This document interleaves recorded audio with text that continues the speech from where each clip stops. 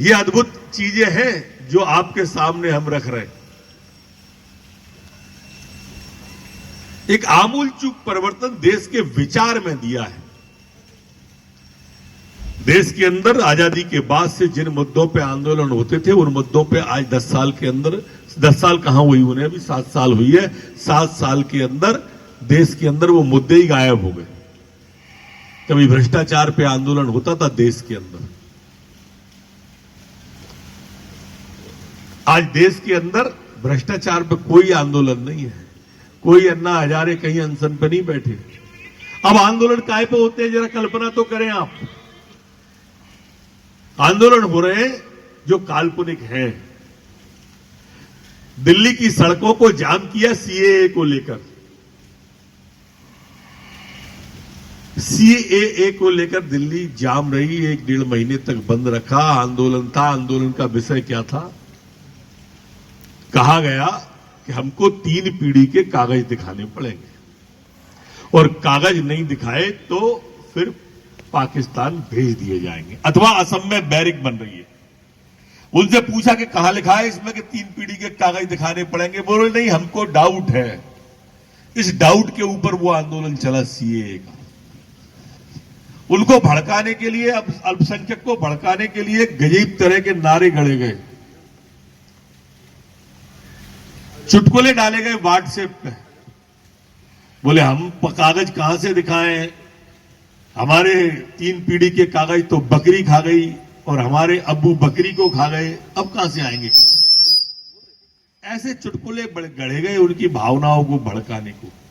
1 साल से ऊपर हो गया सीएए को लागू हुए, कोई एक आदमी गया हो तो बताओ आप पाकिस्तान? कोई एक व्यक्ति ऐसा हो जिसको बैरिक में रखा हो तो बताएं, इनके पास नहीं है। लेकिन देश को दंगे कराने के लिए इस तरह की बातें करते हैं। आज दिल्ली में किसान आंदोलन चल रहा है। ये पूछो क्या है मांगे? बोले ये जो है ना एमएसपी बंद हो जाएगी, और बोले मंडियां बंद हो जाएंगी। अच्छा, कहां लिखा है इसमें? बोले नहीं लिखा नहीं, हमको डाउट है। इस डाउट के ऊपर आंदोलन है। ये टुकड़े टुकड़े गैंग का आंदोलन है। ये जो आंदोलन हो रहे हैं, आज कोई मुद्दा नहीं मिल रहा भाजपा के खिलाफ, मोदी के खिलाफ कोई मुद्दा नहीं है। तो इस तरह के आंदोलन है जो संभावनाओं पे चल रहे हैं, जो कल्पनाओं पे चल रहे हैं। ये सब वही आंदोलन है जो कल्पनाओं के अंदर आज आपके बीच में विचरण कर रहे हैं। ये टुकड़े टुकड़े गैंग है जो देश को तोड़ना चाहती है। इसलिए भ्रम फैलाकर और भय फैलाकर राजनीति आज देश की जा रही है। कैसे भी किसान का कानून वापस हो जाए तो फिर ये सीएए पे आ जाएंगे, फिर दिल्ली की सड़कों पे। जब वो वापस हो सकता है तो ये क्यों नहीं? उसको वापस कर लो तो फिर ये 370 पे आ जाएंगे, फिर ये ट्रिपल तलाक पे आ जाएंगे। जो काम मोदी जी लगातार करते जा रहे हैं, ये सब उसी पे आने वाले हैं। मोदी जी ने जो कहा सो किया। हम कहते थे बचपन से कि सौगंध राम की खाते हैं, मंदिर वहीं बनाए। आप जाके देखो मंदिर बन रहा है कि नहीं बन रहा। भव्य मंदिर बन रहा है। ऐसा मंदिर बन रहा है जिसमें एक दाना सीमेंट और बजरी का नहीं लग रहा, एक कंकड़ नहीं लग रहा कोई। पहला हिंदुस्तान का ऐसा भव्य राम भगवान का मंदिर होगा जो अपने आप में अद्भुत कला कौशल से बन रहा है। कोई सीमेंट नहीं, कोई बजरी नहीं, कोई बाहरी मटेरियल जोड़ने का नहीं।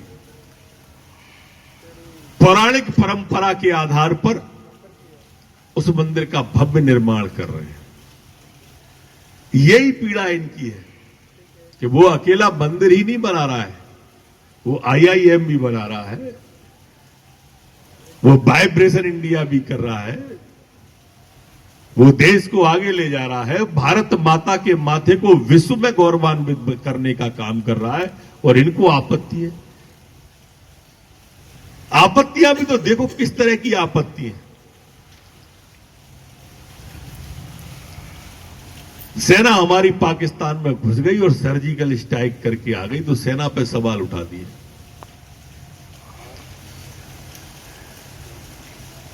370 हटाई तो संसद में सवाल उठा दिए। केस में सजा हो गई तो न्यायपालिका पे सवाल। सीबीआई पकड़ ले तो सीबीआई पे सवाल, चुनाव हार जाए तो ईवीएम पे सवाल, और कोरोना की वैक्सीन आ गई तो वैज्ञानिकों पे सवाल।